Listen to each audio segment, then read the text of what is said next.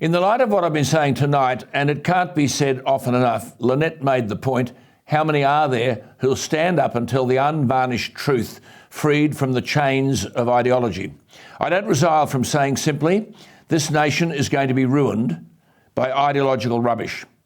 I've spoken many times here to Michael Shellenberger, a world-renowned environmental activist. For 20 years, Michael admits he sprouted this climate change nonsense with ideological zeal. But 2 years ago, he wrote a book, Apocalypse Never, Why Environmental Alarmism Hurts Us All.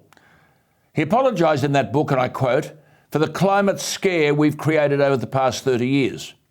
He wrote, it's not even our most serious environmental problem, unquote. You think of where we are today. Mums and dads of another generation listening to me tonight hear this stuff sprouted by their children endlessly, and they wonder how it's come about and what they can do. Michael Shellenberger in his book wrote, quote, once you realise how badly misinformed we've been, it's hard not to feel duped. Well, for years I have called this a national economic suicide note. Michael Shellenberger wrote, quote, the transition to renewables was doomed because modern industrial people, no matter how romantic they are, don't want to return to pre-modern life. He wrote, I quote, the reason renewables can't power modern civilisation is because they were never meant to. And as we're swamped with electric vehicle madness, Shellenberger wrote, quote, to replace the entire transportation sector with electric cars, you'd need to go from 18% renewables, wind and solar, to something like 150%. That is, even if you thought you could store the stuff. Now remember, 583 coal-fired power stations are under construction or planned in China. 583. A stack of them in India, Indonesia, Turkey, Vietnam and Japan. Coal-fired power stations, none in Australia.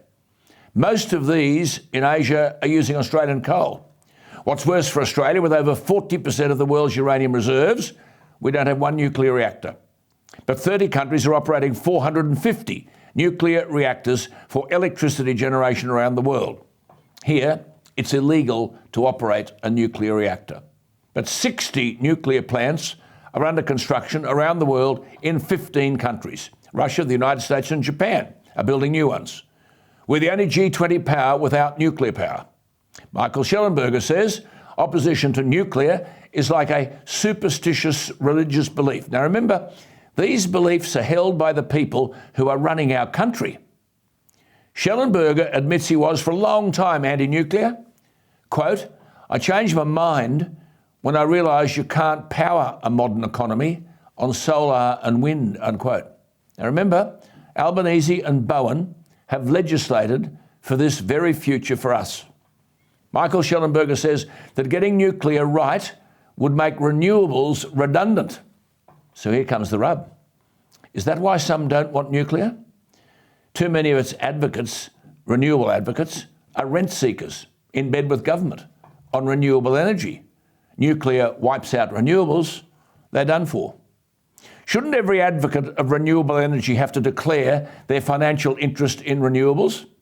Only this week, Michael Shellenberger has drawn attention to climate activists in Britain who blocked highways because cars emit carbon dioxide. Just have a look at these videos and wonder what is becoming of our world. It's extraordinary.